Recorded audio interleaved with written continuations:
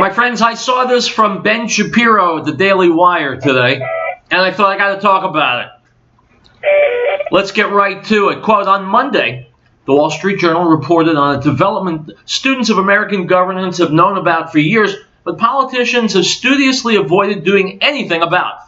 The United States debt will cost us more in the near future than our own national defense.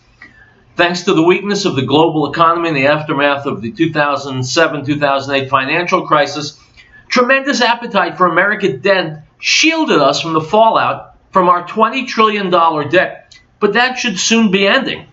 When it does, there will be fiscal hell to pay. In the early 90s, President George H.W. Bush agreed to tax hikes that killed his political career thanks to the burdens of the national debt. President Trump is highly unlikely to do the same, and neither are congressional Republicans, whose only major legislative achievement is the tax cuts passed last year. Moreover, Democrats have no interest whatsoever in paying down the national debt. In fact, it's exactly the kind of lever they're looking for to raise taxes should they gain office in the near future. Instead of blaming the actual culprit of our national debt, out-of-control entitlement spending, Democrats have spent the last decade falsely blaming the wars in Iraq and Afghanistan and tax cuts. They're currently proposing an exponential expansion of our spending on entitlements with programs like Medicare for All and free college tuition, which won't be paid for by anything other than a tremendous middle-class tax hike. Democrats want Nordic social democracy.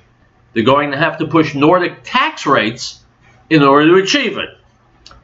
Unquote. My friends, I am all about reality. I'm all about coming to the truth. The truth is that our ship of state, whatever the current fluctuations, and there are many, is in grave danger because we simply will not cut spending. I'll say it again for people on the West Coast.